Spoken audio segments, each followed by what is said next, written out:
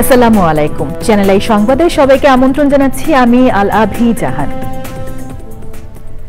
সংবাদের শুরুতেই জানিয়ে দিচ্ছি ফ্রেশ আটা ময়দা সুজি সংবাদ শিরোনামগুলো। প্রধান উপদেষ্টার সঙ্গে তারেক রহমানের বৈঠক রাজনীতিতে ইতিবাচক প্রভাব ফেলবে মনে করেন উপদেষ্টারা। নির্বাচনের জন্য আইন শৃঙ্খলা বাহিনীর প্রস্তুতির সময় মতো। লন্ডন বৈঠকের পর মানুষের মধ্যে নির্বাচনী প্রস্তুতি শুরু হয়েছে, বিএনপি নেতাদের মন্তব্য। নিরপেক্ষতা বজায় রাখতে সরকারের প্রতি আহ্বান। আবু সাইদ হত্যা মামলায় এএসআই আমির সহ 4 জনের বিরুদ্ধে তদন্ত প্রতিবেদন 2 সপ্তাহের মধ্যে 18 ও 19 জুন আসামিদের জিজ্ঞাসাবাদের অনুমতি। ইসরায়েলের মধ্য উত্তরাঞ্চলে ইরানের ক্ষেপণাস্ত্র হামলায় 8 জন নিহত। তেহরানে প্রতিরক্ষা সদর দপ্তরে ইসরায়েলের হামলা।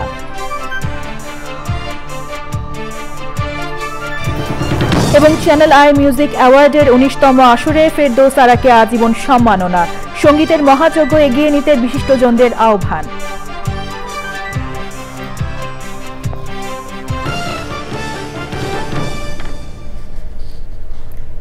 সংবাদ শিরোনামগুলো জানাচ্ছিলাম। এখনকার এই সংবাদ আয়োজন একই সঙ্গে চ্যানেল আই এর ইউটিউব চ্যানেলে এবং চ্যানেল আই এর ওটিটি প্ল্যাটফর্ম আই স্ক্রিনে লাইভ স্ট্রিম হচ্ছে। এবার বিস্তারিত। আগামী সংসদ নির্বাচনে কোনো দলের পক্ষে লেজুর বৃত্তি না করে নিরপেক্ষভাবে কাজ করতে নির্বাচন কমিশন কর্মকর্তাদের প্রতি আহ্বান জানিয়েছেন প্রধান নির্বাচন কমিশনার এএমএম নাসির উদ্দিন। ঈদের দীর্ঘ ছুটি শেষে প্রথম কর্মদিবসে আগারগাঁওয়ে নির্বাচন ভবনে ইসি সচিবালয়ের ঊর্ধ্বতন কর্মকর্তাদের সঙ্গে শুভেচ্ছা বিনিময় করেন সিইসি ও অন্য নির্বাচন কমিশনাররা। শুভেচ্ছা বক্তব্যে সিইসি বলেন, নির্বাচন সংক্রান্ত যাবতীয় কাজ অনেকটাই এগিয়ে এসেছে। যতটুকু কাজ বাকি সেগুলো সবাইকে নিয়ে শেষ করতে হবে। তিনি বলেন, আজকের দিনে ইসির শপথ হবে সুষ্ঠু, সুন্দর ও নিরপেক্ষভাবে নির্বাচন করার। সিইসি বলেন, ভোটের মাঠে যারা খেলে তারা খেলুক, কমিশন শুধু রেফারি হয়ে কাজ করবে। বিএনপি নেতারা বলছেন, লন্ডন বৈঠকের পর মানুষ এখন নির্বাচনের প্রস্তুতি নিচ্ছে। তবে এজন্য ইসিতে সরকারের নির্দেশনা আসা পর্যন্ত অপেক্ষা করতে হবে। তারা বলছেন, অন্তর্বর্তী সরকারের অধীনেই নির্বাচন চান, তবে তাদের নিরপেক্ষতা বজায় রাখতে হবে। রাহুল রায়ের রিপোর্ট। শুক্রবার লন্ডনের ডরচেস্টার হোটেলে অনুষ্ঠিত হলো বহুল আলোচিত আর স্বস্তির বৈঠক। খুব ভালো লাগছে। আমার শরীর ভালো আছে। আপনার শরীর ভালো আছে? চলছি, টেকনিক্যালি চলছে।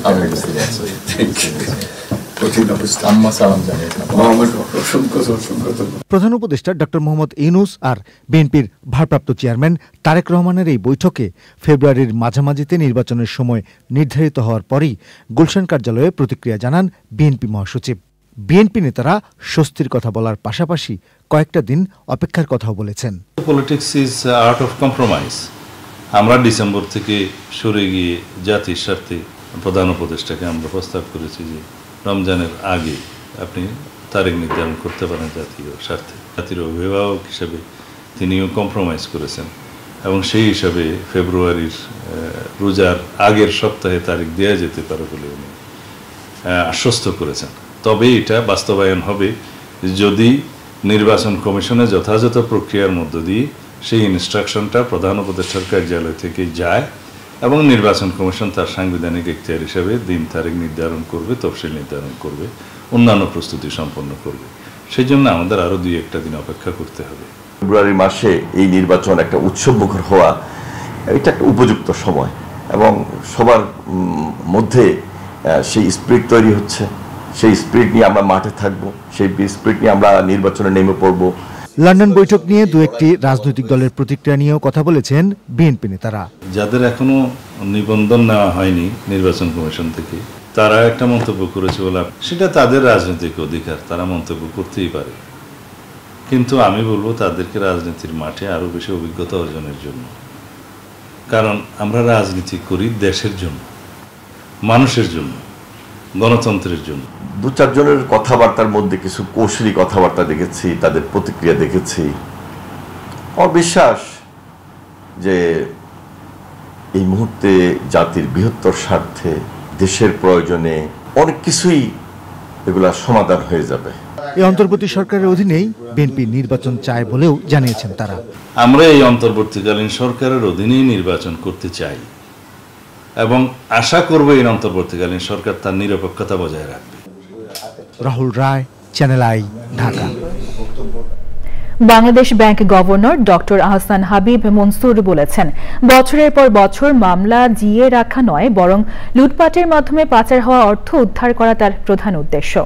দীর্ঘ ছুটির পর প্রথম কার্যদিবসে সহকর্মীদের সঙ্গে শুভেচ্ছা বিনিময়ের পর সাংবাদিকদের তিনি বলেন, মামলা চালিয়ে যাওয়ার পাশাপাশি সমঝোতার মাধ্যমেও লুটেরাদের কাজ যতটা সম্ভব অর্থ আদায়ের চেষ্টা থাকবে। রিজভিন নিউজের রিপোর্ট। ঈদুল আজহার দীর্ঘতম ছুটির পর প্রথম কার্যদিবস। সপ্তাহের প্রথম কার্যদিবসের সকাল থেকেই সরকারি বেসরকারি অফিস, ব্যাংক, বিমায় কর্মচাঞ্চল্য। ঈদের শুভেচ্ছা বিনিময় সহকর্মীদের সঙ্গে। ব্যাংকিং সেবা আমরা অটুটি রয়েছে, এখানে কোনো ব্যাঘাত ঘটে নাই। আমাদের সহকর্মীরা সবাই এসেছে, সবাই উপস্থিতি শতভাগ। শহর কেন্দ্রিক যে টাকার ইনফ্লো, সেই টাকাটা গ্রামে যে এক্সপেন্ড হয়েছে, গ্রামে যে সেটা ব্যয় হয়েছে, গ্রামীণ যে সমস্ত অ্যাক্টিভিটিসগুলো আছে সেই জায়গায় সম্পৃক্ত হয়েছে। আমার মনে হয় যে এটা একটা অনন্য নজির সৃষ্টি হয়েছে। এই যে শহর থেকে এতজন ব্যক্তি এখন গ্রামে গেছে, ফলে কোন জায়গাতে নতুন করে কি কাজ করা যায়, কি বিনিয়োগ করা যায়, কোন জায়গাতে কি স্কোপ আছে, কোন জায়গাতে একটু আধুনিকায়ন করা যায়, এইসব থিঙ্কিংগুলি কিন্তু করে আসছে। ফলে ইকোনমিতে একটা ইকুইলিব্রিয়াম করার ক্ষেত্রে এই ধরনের বড় ছুটিগুলি একটা বড় কাজ করে। বিভিন্ন ব্যাংকের প্রধান নির্বাহী সহ বাংলাদেশ ব্যাংকের কর্মকর্তারা গভর্নরের সঙ্গে শুভেচ্ছা বিনিময় করেন। পরে তিনি কথা বলেন পাচার হওয়া অর্থ ফেরত আনা সহ নানা বিষয়ে। আউট অফ কোর্ট সেটেলমেন্ট তার মানে কি, এখানে কিছু দেওয়া নেওয়া করতেই হবে। অর্থাৎ যারা আসামি পক্ষ তাদেরও হয়তো কিছু, তাদেরকেও পুরো জিনিসটা ছাড় দিয়ে দিতে হবে যে আমি দোষীকে করে নিচ্ছি, আমি টাকা ফেরত দেবো। হয়তো তারা পুরো টাকাটা ফেরত দিতে পারবে না, একটা কম্প্রোমাইজ একটা সলিউশনে, একটা নেগোসিয়েটেড একটা অ্যামাউন্টে এটা হবে। আমার লিগ্যাল ফি বেঁচে যাবে, লয়ারদের ফিটা কমে আসবে। সব কিছু মিলিয়ে পৃথিবীর জোড়াই কিন্তু out of court settlement is a very popular standard approach. ব্যাংকাররা বলছেন দীর্ঘ ছুটি থাকলেও নগদ টাকা তোলা এবং জমা দিতে খুব একটা বেগ পাননি গ্রাহকরা। রিজভিন আওয়াজ, চ্যানেল আই, ঢাকা। ইসরায়েলের মধ্য উত্তরাঞ্চলে ইরানের ক্ষেপণাস্ত্র হামলায় 8 জন নিহত হয়েছেন, আহত হয়েছেন কমপক্ষে 100 জন। ইসরায়েল বলছে ইরানের পাশাপাশি ইয়েমেন থেকে হুতিরাও ক্ষেপণাস্ত্র ছুড়ছে। জবাবে হুতিদের নিয়ন্ত্রণাধীন হোদেইদা বন্দরে বোমা হামলা চালিয়েছে ইসরায়েল। তেহরানে ইরানের প্রতিরক্ষা মন্ত্রণালয়ের সদর দপ্তরে বিমান হামলা চালানোর কথা জানিয়েছে ইসরায়েলের সামরিক বাহিনী। পরবর্তী নির্দেশ না দেওয়া পর্যন্ত ইসরায়েলের প্রধান আন্তর্জাতিক বিমানবন্দর বেন গুরিয়নের সব কার্যক্রম বন্ধ রাখা হয়েছে।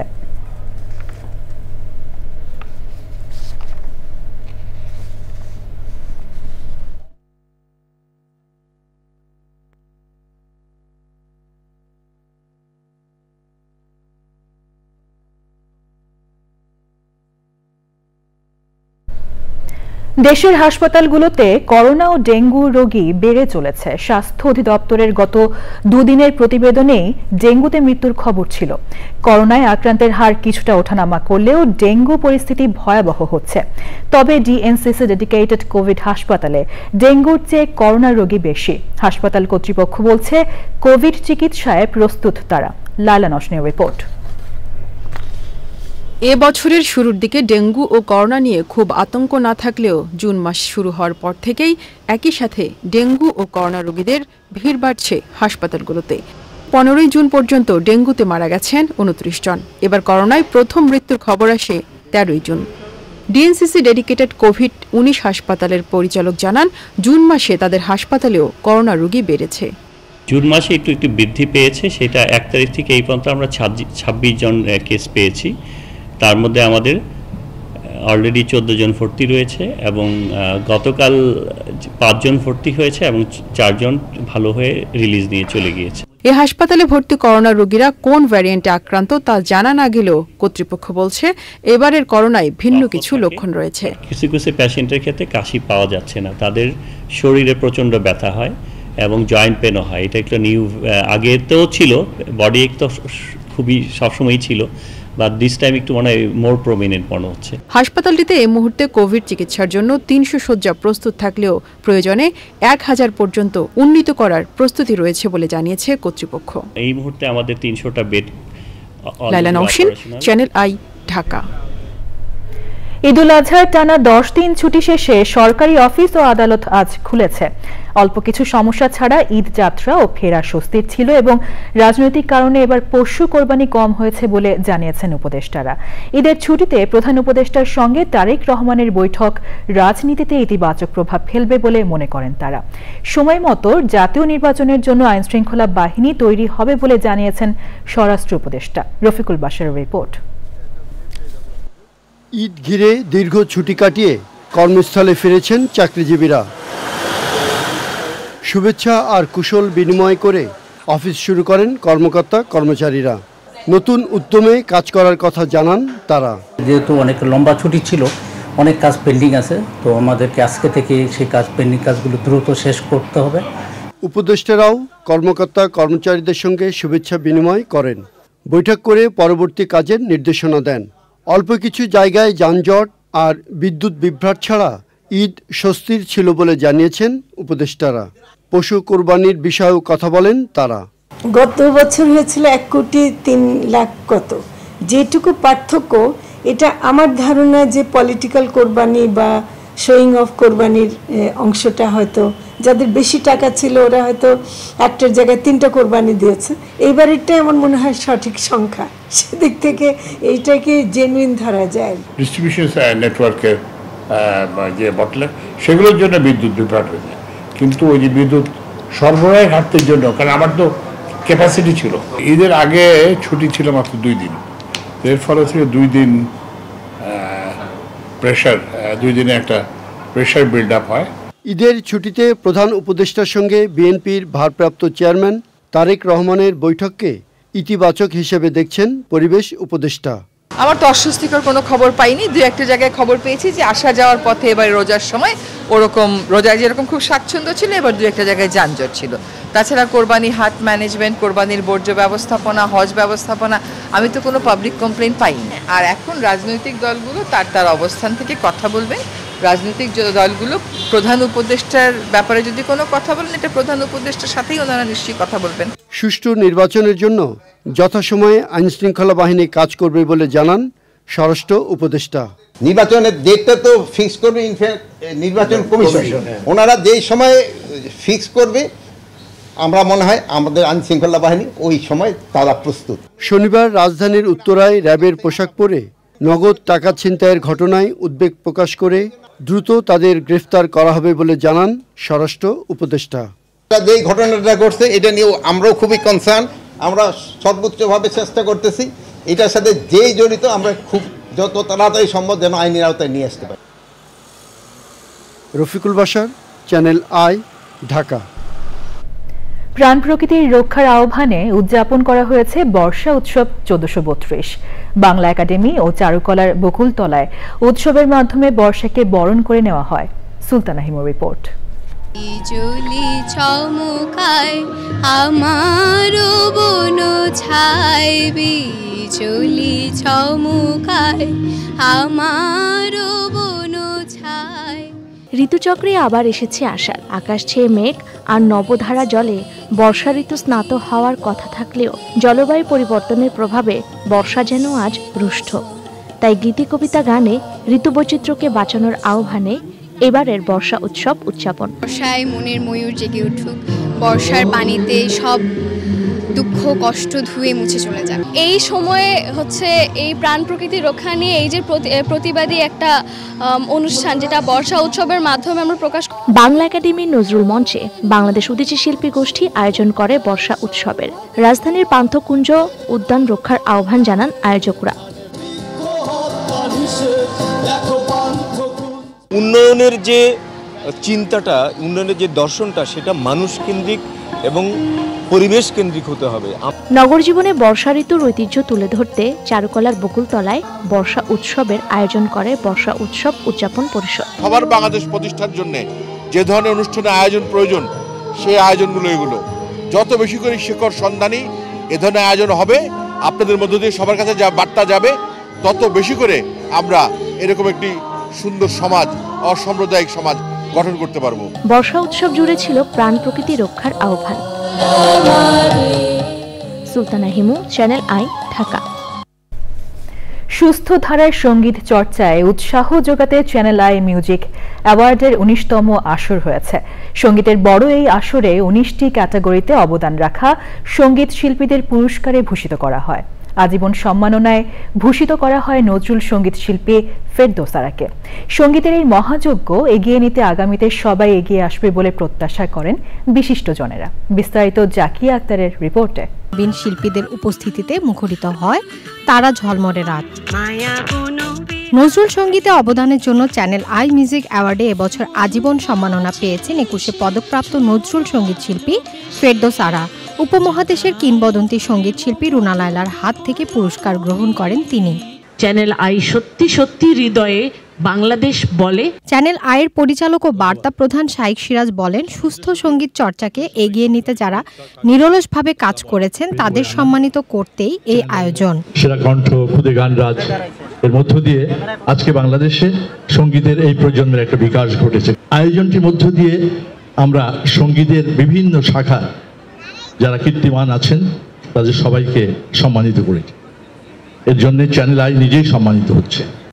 এবছর চ্যানেল আই মিউজিক অ্যাওয়ার্ডে 19টি ক্যাটাগরিতে পুরস্কার দেওয়া হয়। শ্রেষ্ঠ রবীন্দ্র সঙ্গীত শিল্পী এটিএম জাহাঙ্গীর, শ্রেষ্ঠ নজরুল সঙ্গীত শিল্পী সালাউদ্দিন আহমেদ, শ্রেষ্ঠ লোকসঙ্গীত শিল্পী তরিক মৃধা, চলচ্চিত্র গানে শ্রেষ্ঠ সঙ্গীত শিল্পী রিয়াদ, শ্রেষ্ঠ সুরকার প্রিন্স মাহমুদ, শ্রেষ্ঠ গীতকার হয়েছেন আসিফ ইকবাল। অনলাইন ভিউ ক্যাটাগরিতে আধুনিক গানে শ্রেষ্ঠ শিল্পী শারমিন রমা, শ্রেষ্ঠ লোকসঙ্গীত শিল্পী সাব্বির নাসির, ছায়াছবির গানে শ্রেষ্ঠ দ্বৈত সঙ্গীত শিল্পী বালাম কোনাল, শ্রেষ্ঠ সাউন্ড ইঞ্জিনিয়ার সৈয়দ আরিফ আল হক, আধুনিক গানে শ্রেষ্ঠ সঙ্গীত শিল্পী কর্নিয়া, শ্রেষ্ঠ সুরকার মেহেদি, শ্রেষ্ঠ গীতিকার লালন লোহানী, শ্রেষ্ঠ দ্বৈত শিল্পী সাব্বির জামান আফরোজা রূপা, নবাগত শিল্পী অনিরুদ্ধ শুভ, শ্রেষ্ঠ অডিও কোম্পানি ধ্রুব স্টেশন, শ্রেষ্ঠ মিউজিক ভিডিও রেজাউল করিম কাজল ও শ্রেষ্ঠ ব্যান্ড আর্ট সেল। সাদি ভাইয়ের কাছ থেকে পুরস্কার নিচ্ছি, এটা অনেক অনেক বড় প্রাপ্তিযোগ। দীর্ঘ 50 বছরের আমার সঙ্গীত জীবনে অন্তত 40 বছর পেশাগতভাবে আমি আছি। আমাকে এই সম্মাননার যোগ্য মনে করবার জন্য আই ফিল রিয়েলি হ্যাপি। প্রহেলিকার জন্য মেঘের নৌকা গানটার জন্য আমি পুরস্কার পেলাম। এরকম একটা অ্যাওয়ার্ড পাওয়াতে নিশ্চয়ই ভালো লাগবে, এটাই স্বাভাবিক। সবার সাপোর্ট পেয়েছি, এর জন্য আমরা অনেক হ্যাপি। এবারের আয়োজনে মুক্তিযুদ্ধে বিশেষ অবদানের জন্য বিশেষ ক্যাটাগরিতে নিনু বিল্লা ও গাজী আব্দুল হাকিমকে পুরস্কৃত করা হয়।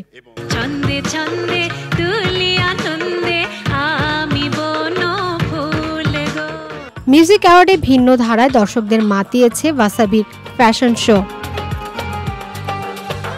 মিউজিক অ্যাওয়ার্ডের আসর থেকে চ্যানেল আই সেরা কণ্ঠ 2023-এর চূড়ান্ত 13 প্রতিযোগীদের মধ্যে সেরাদের সেরা 4 জনকে বিজয়ী করা হয়। চ্যানেল আই মিউজিক অ্যাওয়ার্ডের সহযোগী হিসেবে ছিলেন bKash, Deshbandhu group, Dhaka bank, Royal Enfield, পিউলি, ইউনিভার্সাল মেডিকেল কলেজ হাসপাতাল ও ওয়াসাবি সহ অনেকে। এটা ডেফিনেটলি আমার জন্য একটা বড় একটা সম্মান যে আমি এরকম একটা অনুষ্ঠানে উপস্থিত থাকতে পেরে। চ্যানেলকে আমি অনেক স্বাগত এবং ধন্যবাদ জানাচ্ছি এত সুন্দর একটা প্ল্যাটফর্ম সৃষ্টি করার জন্য। প্রায় 2 ঘন্টার চ্যানেল আই মিউজিক অ্যাওয়ার্ডের চোখ ধাঁধানো অনুষ্ঠানকে প্রাণবন্ত করেছেন জনপ্রিয় উপস্থাপক অপু মাহফুজ ও দীপ্তি চৌধুরী। Zakia Akter, Channel I, Dhaka. রংপুরে বেগম রোকেয়া বিশ্ববিদ্যালয়ের ছাত্র আবু সাইদ হত্যা মামলায় এএসআই আমির হোসেন সহ 4 জনের বিরুদ্ধে তদন্ত প্রতিবেদন 2 সপ্তাহের মধ্যে জমা দেওয়া হবে বলে আন্তর্জাতিক অপরাধ ট্রাইব্যুনালকে জানিয়েছে প্রসিকিউশন। তবে তদন্ত প্রতিবেদন দাখিল করতে 14 জুলাই পর্যন্ত সময় দিয়েছেন ট্রাইব্যুনাল। একই সাথে আসামিদের 18 ও 19 জুন জিজ্ঞাসাবাদের জন্য তদন্ত সংস্থাকে অনুমতি দিয়েছেন আদালত। প্রসিকিউশনের আবেদনের পরিপ্রেক্ষিতে আদেশ দেন বিচারপতি গোলাম মর্তুজা মজুমদারের নেতৃত্বে 3 সদস্যের ট্রাইব্যুনাল। যাত্রাবাড়ি এলাকায় শহীদ ইমাম হোসেন টাইম হত্যা মামলায় পুলিশের সহকারী কমিশনার তানজিল আহমেদ ও সাবেক ওসি আবুল হাসানের বিরুদ্ধে 17 আগস্ট তদন্ত প্রতিবেদন দাখিল করতে তদন্ত সংস্থাকে নির্দেশ দিয়েছেন ট্রাইব্যুনাল। আর গাজীপুরের কোনাবাড়ি থানার পাশে কলেজ ছাত্র হৃদয়কে গুলি করে হত্যার ঘটনায় করা মামলায় কোনাবাড়ি থানার সাবেক ভারপ্রাপ্ত কর্মকর্তা এম আশরাফ উদ্দিন, কনস্টেবল শফিকুল ইসলাম, আকরাম হোসেন, ফাহিম ও মাহমুদুল হাসান সজীবের বিরুদ্ধে 17 আগস্ট তদন্ত প্রতিবেদন জমা দিতে বলেছেন ট্রাইব্যুনাল।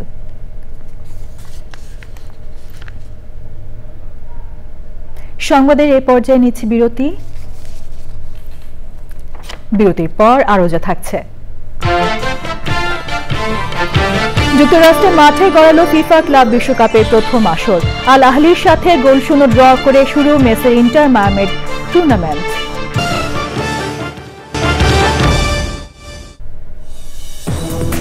আরো একবার আমন্ত্রণ জানাচ্ছি চ্যানেল আই সংবাদে।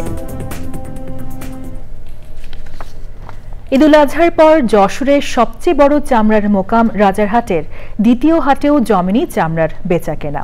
প্রান্তিক ব্যবসায়ীরা বলছেন, পর্যাপ্ত সরবরাহ থাকলেও হাটে বড় ক্রেতার অনুপস্থিতি ও নগদ অর্থ সংকটের কারণে বিপাকে পড়েছেন তারা। নগদ অর্থ না থাকায় স্থানীয় ক্রেতারাও চামড়া কিনতে আগ্রহী নন। তবে সামনের হাটে বেচাকেনা ভালো হবে বলে আশা করছেন সংশ্লিষ্টরা। যশোর প্রতিনিধি আকরামুজ্জামানের রিপোর্ট। দেশের দক্ষিণ পশ্চিমাঞ্চলের সবচেয়ে বড় চামড়ার মোকাম যশোরের রাজারহাট। প্রতি বছর কোরবানির ঈদ পরবর্তী হাটগুলোতে চামড়ার বিপুল সরবরাহের পাশাপাশি ক্রেতাদের উপস্থিতি থাকে। তবে এবছর পরপর দুটি হাট চামড়া বেচাকেনা নাই বললে চলে। শনিবার চামড়া মোকামে প্রায় 25,000 পিস চামড়া উঠলেও কাঙ্ক্ষিত ক্রেতার দেখা মেলেনি। 600-700 কিনা, 400 বিক্রি হচ্ছে। আবার যে ভালো যে মানের যে মালগুলো তা হাই গেলে বিক্রিতে 800 টাকা। আমার হলো 70 পিস দাম দেশে 400 টাকা, যা খেতিলের কাছ থেকে আমার 600 টাকা করে কিনা। 1300 টাকা করে, 1100 টাকা করে। এখন হাটে আইনে 600 টাকা বেচতে, তাহলে আমাদের উপায় কি বলেন? আড়তদাররা বলছেন, হাটে ভালো মানের চামড়ার দাম তুলনামূলক ভালো। এসব চামড়া ঠিকভাবে সংরক্ষণ করতে পারলে আগামী হাটে ভালো দাম পাওয়ার আশা করছেন তারা। 10-15 হাজার চামড়া কম উঠছে, আসলে 50-60 হাজার চামড়া ওঠার কথা। সেখানে কম ওঠার মূলত কারণ একটা, যে ব্যাংক বন্ধ। এর আগে বিগত দিনগুলোতে প্রায় 30-35-40 হাজার চামড়া, 50 হাজার চামড়াও উঠছে। ব্যাংক খোলার পর সামনের হাটগুলো জমে উঠবে বলে মনে করেন ইজারাদাররা। যারা ব্যবসায়ী বাইরের থেকে আসে চামড়া এখানে আমদানি করে, তারা স্বাধীনভাবে যাতে ব্যবসা করতে পারে, এর সার্বিকভাবে আমরা যারা হাট মালিক আছি তারা চেষ্টা করে যাচ্ছি। ঢাকার পরে দেশের দ্বিতীয় বৃহত্তম মোকাম যশোরের রাজারহাটে প্রতি সপ্তাহে শনিবার ও মঙ্গলবার হাট বসে। খুলনা বিভাগের 10টি জেলার পাশাপাশি ফরিদপুর, রাজশাহী, পাবনা, নাটোর ও ঢাকার বড় ব্যবসায়ীরাও এখানে চামড়া বেচাকেনা করে থাকেন। যশোর থেকে আকরামুজ্জামান, চ্যানেল আই। ঢাকা খুলনা মহাসড়কে গোপালগঞ্জের গোপীনাথপুরে 4টি গাড়ির সংঘর্ষে হাইওয়ে পুলিশের এক এএসআই সহ 2 জন নিহত হয়েছেন। আহত হয়েছেন কমপক্ষে 20 জন। গুরুতর আহতদের গোপালগঞ্জ 250 শয্যা হাসপাতালে চিকিৎসা দেওয়া হচ্ছে। মৃতের সংখ্যা আরও বাড়তে পারে বলে জানিয়েছেন চিকিৎসক। পুলিশ জানিয়েছে, রোববার ভোরে চট্টগ্রাম থেকে খুলনাগামী আরমান পরিবহন, সাতক্ষীরাগামী এসপি গ্রিন লাইন, একটি প্রাইভেট কার ও একটি মাইক্রোবাসের মধ্যে সংঘর্ষ হয়। এতে হাইওয়ে পুলিশের এএসআই মোহাম্মদ রফিক ও একজন বাস যাত্রী ঘটনাস্থলে নিহত হন। দুর্ঘটনার পর ঢাকা খুলনা মহাসড়কে প্রায় 1 ঘণ্টা যানবাহন চলাচল বন্ধ থাকে।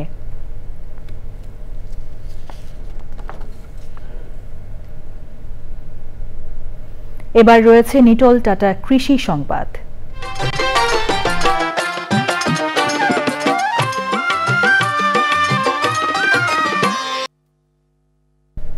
শরীয়তপুরের গোসাইরহাটে নিরাপদ সবজির সমন্বিত খামার গড়ে উঠছে। স্থানীয় কৃষি বিভাগের পরামর্শ ও কারিগরি সহায়তায় তৈরি হচ্ছে নতুন উদ্যোক্তা। এতে যেমন সারা বছর বাজারে শাকসবজি সরবরাহ বাড়বে, তেমনি বাণিজ্যিক কৃষির মাধ্যমে কৃষকও উৎপাদন ব্যয় কমিয়ে অধিক লাভবান হবেন। শরীয়তপুর প্রতিনিধি এসএম মুজিবুর রহমানের রিপোর্ট। স্বাস্থ্য ঝুঁকির কথা মাথায় রেখে বাজারে নিরাপদ শাকসবজি সরবরাহ বাড়াতে কাজ করছে স্থানীয় কৃষি বিভাগ। তারই ধারাবাহিকতায় গোসাইরহাটের পাঁচকাঠি গ্রামে যৌথ উদ্যোগে 3 একর জায়গা জুড়ে গড়ে তোলা হয়েছে সমন্বিত কৃষি খামার। মালচিং, বেড পদ্ধতি, নেট হাউস ছাড়াও জৈব বালাইনাশক ব্যবহারের ফলে যেমন কৃষকের উৎপাদন খরচ কমছে, তেমনি খামারে সবজিও থাকছে সারা বছর। সুযোগ সৃষ্টি হচ্ছে কর্মসংস্থানের। এখানে যা আড়তে বিক্রি হয় তার চেয়ে আমরা অনেক রেট বেশি পেতেছি, আর এটার চাহিদা সবসময় তো অনেক বেশি। প্রতিদিনই দেখতে আসি, দূরের তো নেই, সবজিটা অনেক ভালো, একটা শেষ হলে আরেকটা শেষ না হইতে আরেকটা হইতেই থাকে সবজি। একদিন কাজ থাকতো, একদিন থাকতো না, আর এই খামার হওয়াতে আমি রেগুলার এখন কাম করতে পারতাছি। নতুন নতুন উদ্যোক্তা তৈরির মাধ্যমে নিরাপদ শাকসবজির ফলন বাড়াতে মাঠ পর্যায়ে কাজ করছে কৃষি বিভাগ। উৎপাদিত পণ্য একদিকে যেমন অধিক মূল্যে তারা বাজারে বিক্রয় করতে পারছে, তেমনি ভোক্তা সাধারণ যারা রয়েছেন তারা এই নিরাপদ সবজি তারা পেয়ে তারা উপকৃত হচ্ছেন। এবং আমাদের গোসাইরহাটে এই কার্যক্রমটি চলমান রাখার জন্য আমাদের কৃষি বিভাগের পক্ষ থেকে সার্বিক নির্দেশনা প্রদান করা হচ্ছে। ইতিমধ্যে ছোট বড় 10টিরও অধিক সমন্বিত কৃষি খামার গড়ে তুলেছেন উদ্যোক্তারা।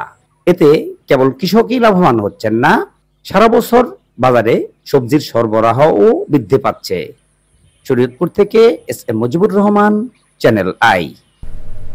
কাপ্তাই হ্রদে মাছের উৎপাদন বাড়িয়ে অভ্যন্তরীণ চাহিদা মেটাতে রাঙামাটিতে বাংলাদেশ মৎস্য উন্নয়ন কর্পোরেশন BFDCর মারিসাচর হ্যাচারিতে উৎপাদন করা হয় রেনু। এসব রেনু 21টি নার্সারি পুকুরে বছর জুড়ে প্রতিপালন করা হয়। মাছের প্রজনন মৌসুমে পোনাগুলো ছাড়া হয় কাপ্তাই হ্রদে। মনসুর আহমেদের পাঠানো তথ্য ও ভিডিওচিত্রে আল মুকসিদের রিপোর্ট। রাঙামাটিতে BFDCর মারিসাচর হ্যাচারিতে 2017 সাল থেকে শুরু করা হয় মাছের রেনু পোনা উৎপাদন। এই হ্যাচারিতে রেনু উৎপাদন ক্ষমতা প্রায় 100 কেজি। আমাদের এখানে মূলত প্রধান কাজ হচ্ছে রেনু উৎপাদন করা। হ্যাচারিতে আমরা সর্বপ্রথম পুকুর থেকে বুট মাছ সংগ্রহ করি। বছর রাখার পরে মাছটা যখন সাইজে এসে যায় তখন আমরা লেখা আপনার লিখে ও মুক্ত করি। BFDCর কর্মকর্তা জানান, হ্যাচারিতে 2টি ব্রুড পুকুর রয়েছে।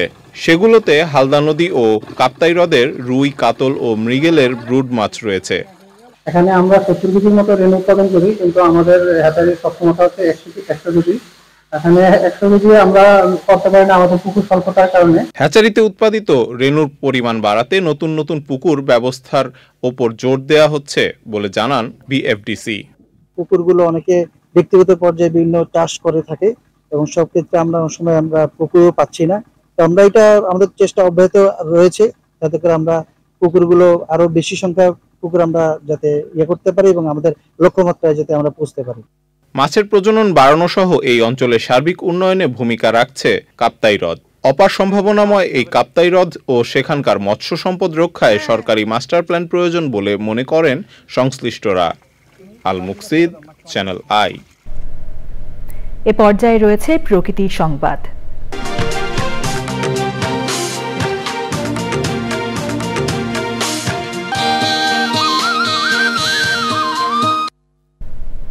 অস্তিত্ব হারাতে বসেছে উত্তরবঙ্গের একসময়ের প্রাণপ্রবাহ নদী করতোয়া।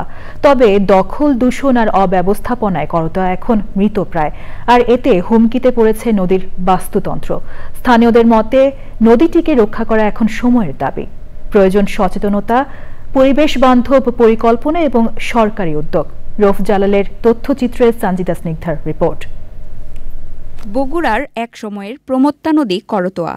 যমুনার শাখা নদীটির রূপ লাবণ্য আর মৎস্য সম্পদে ছিল সমৃদ্ধ।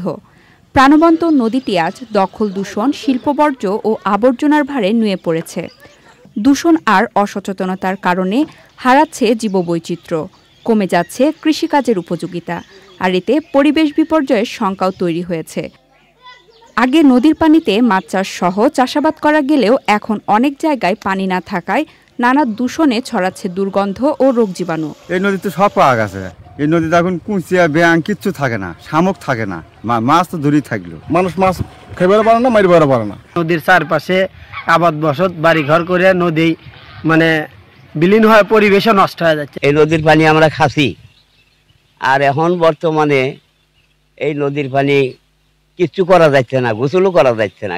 টাউনের যত ময়লা নদীতে এসে পড়ে, নদীর পানি কালো হয়ে যায়। দূষণ রোধে বর্জ্য ব্যবস্থাপনায় জোর দেওয়ার পাশাপাশি পরিস্থিতি উত্তরণের উদ্যোগের কথা জানিয়েছেন স্থানীয় প্রশাসন। পৌরসভার অংশের মধ্যে কিছু বর্জ্য ফেলা হয়, সেটা আমরা অপসারণ করে একটা প্রবাহমান ধারা নিয়ে আসতে সক্ষম হব। আমরা আশা করি যদি আমরা এই প্রকল্পটা পাশ হয়ে আসে তাহলে শেরপুর অংশে করতোয়ার যে নদীর যে প্রবাহন ধারা সেটা ফিরিয়ে আসবে। করতোয়া শুধু উত্তরবঙ্গ নয়, এটি দেশের প্রাকৃতিক ঐতিহ্যের অংশ। তাই পরিবেশের ভারসাম্য রক্ষায় দ্রুত কার্যকর পদক্ষেপ নেওয়ার দাবি স্থানীয়দের। সঞ্জিদা স্নিগ্ধা, প্রকৃতি ও জীবন ডেস্ক, চ্যানেল আই। সবশেষে ফ্রেশ আটা ময়দা সুজি সংবাদ শিরোনামগুলো জানিয়ে দিচ্ছি আরও একবার। প্রধান উপদেষ্টা তারেক রহমান বৈঠক দেশে ইতিবাচক প্রভাব ফেলবে মনে করেন উপদেষ্টারা। নির্বাচনের জন্য আইনশৃঙ্খলা বাহিনীর প্রস্তুতির সময় মতো মন্তব্য। লন্ডন বৈঠকের পর মানুষের মধ্যে নির্বাচনী প্রস্তুতি শুরু হয়েছে বলে বিএনপির অভিমত। নিরপেক্ষতা বজায় রাখতে সরকারের প্রতি আহ্বান। আবু সাইদ হত্যা মামলায় এএসআই আমির সহ 4 জনের বিরুদ্ধে তদন্ত প্রতিবেদন 2 সপ্তাহের মধ্যে। 18 ও 19 জুন আসামিদের জিজ্ঞাসাবাদের অনুমতি। ইসরায়েলের মধ্য উত্তরাঞ্চলে ইরানের ক্ষেপণাস্ত্র হামলায় 8 জন নিহত। তেহরানে প্রতিরক্ষা সদর দপ্তরে ইসরায়েলের হামলা।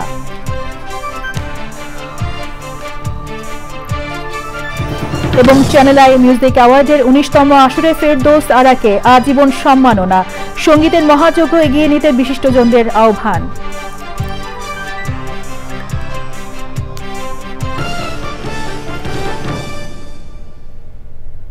চ্যানেল আই এর সর্বশেষ সংবাদ জানতে ভিজিট করুন channelionline.com এ। যুক্ত থাকুন আমাদের সোশ্যাল মিডিয়া প্ল্যাটফর্মগুলোর সাথে। পরবর্তী শীর্ষ খবর দেখার আমন্ত্রণ জানিয়ে শেষ করছি। সাথে থাকার জন্য ধন্যবাদ সবাইকে।